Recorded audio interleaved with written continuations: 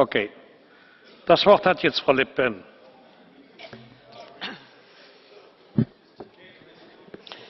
Bien, mes chers collègues, la France a traversé une épreuve absolument épouvantable vendredi 13 novembre. Je pense que le premier respect à avoir à l'égard des victimes consiste à nommer ce qui les a assassinés. Or, pas plus que dans la bouche de nos dirigeants français, pas plus que dans l'ensemble des interventions que j'ai entendues ce matin, je n'ai entendu nommer l'assassin. L'assassin, ce n'est pas le terrorisme. Le terrorisme, c'est l'arme qui est dans la main de l'assassin. L'assassin, c'est l'idéologie qui porte et au nom de laquelle le terrorisme tue. C'est le fondamentalisme islamiste. Et vous devez le dire, car si vous ne le dites pas, si vous n'êtes pas capable de nommer l'ennemi, alors, évidemment, vous ne pourrez pas le combattre. Mais peut-être que ça gêne certains d'entre vous de le nommer. Parce que le nommer, ça oblige à remettre en question un certain nombre d'amitiés internationales. Ça oblige à se poser la question de savoir si effectivement on peut continuer à avoir comme allié l'Arabie Saoudite, le Qatar. Ça oblige à se poser la question de l'ambiguïté de la Turquie à l'égard du fondamentalisme islamiste. Ça oblige à se regarder en face et à se dire que oui, l'ensemble des accords internationaux que nous avons passés, des alliances internationales que nous avons passées, nous poussent en réalité à être aujourd'hui objectivement les alliés du fondamentalisme islamiste plutôt que d'en être les ennemis.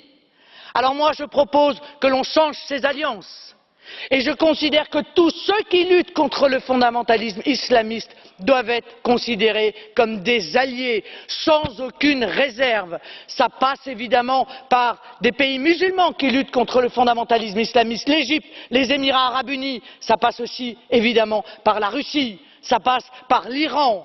Alors, dans le cadre de cette grande coalition, nous pourrons envisager d'être efficaces contre le fondamentalisme islamiste. Mais à bien des égards, je suis obligé de le dire aussi, l'aliénation de la France à des politiques européennes imbéciles constitue aujourd'hui un obstacle au retour de la sécurité des Français. Au premier rang de ces politiques imbéciles, il y a la question de l'immigration massive, qui est ancienne, qui est le terreau du communautarisme et la réponse aux questions que vous vous posez. Mais pourquoi y a-t-il des terroristes qui sont nés sur nos territoires de l'Europe? Eh bien pour ça. Parce que l'immigration massive a entraîné du communautarisme et que le communautarisme est le terreau dans lequel le fondamentalisme islamiste vient chercher et vient recruter ses futurs soldats. La Commission européenne annonce qu'il y aura 3 millions de migrants qui arriveront dans l'Union européenne l'année prochaine. Bien sûr, nous ne mettons pas un trait d'égalité entre les migrants et les terroristes. Bien sûr. Il n'en demeure pas moins que ce que je dénonçais dans ce Parlement au mois de septembre, l'infiltration de djihadistes au milieu des flux de migrants est une réalité. Et cette réalité, elle a tué vendredi dernier. Vous pouvez faire semblant de ne pas voir cela, mais elle est là, cette réalité. Et on ne peut pas ne pas en tenir compte. Continuer à laisser ces flux de migrants de manière incontrôlée alors que vous savez pertinemment que l'Union européenne et que les pays frontaliers de l'Union européenne sont dans l'incapacité totale de pouvoir contrôler quoi que ce soit, et encore moins l'identité de ceux qui arrivent, eh bien, c'est se priver des moyens de lutter contre ce terrible danger. Alors, moi je vous le dis, nous souhaitons retrouver nos frontières nationales. Nous n'avons pas confiance dans les frontières de l'Europe qui sont une véritable passoire. Aujourd'hui, les frontières françaises sont à nouveau contrôlées de manière temporaire. Eh bien, nous ferons tout ce qui est en notre pouvoir pour qu'elles soient contrôlées de manière absolument définitive. Vous nous parlez de contrôle, de renseignement, mais quel contrôle? Les passeports qui sont détenus par les terroristes, ce ne sont pas des faux passeports, ce sont des vrais passeports délivrés par l'État islamique dans les administrations dont ils ont pris le contrôle en Syrie. Ça aussi, c'est une réalité qu'il faut regarder en face. De la même manière, vous nous avez imposé l'austérité. Cette austérité, elle nous a obligés à nous désarmer. C'est à cause de l'austérité que l'Union européenne a imposée au pays que nous avons moins de militaires, que nous avons moins de policiers, que nous avons moins de gendarmes, que nous avons moins de douaniers.